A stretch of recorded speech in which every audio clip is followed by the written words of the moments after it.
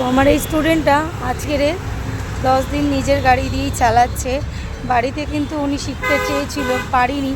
তো ওনার কাছে আমি শুনে নেব শেখানোর পদ্ধতিটা গো।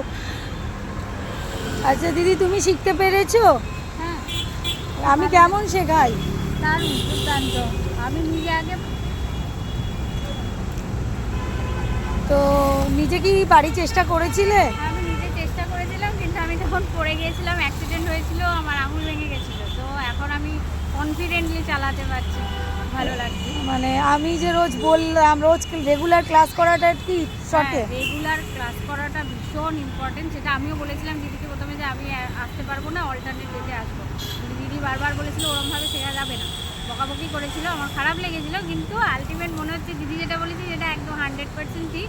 ওই রেগুলার ক্লাস করলে তবেই ঠিকঠাক শেখা যাবে। আমি মনে হচ্ছে ওই জন্য এখন তুমি যে কাজের জন্য আমার কাছে এসেছো, এখন তুমি শিখতে পেরেছো, খুশি?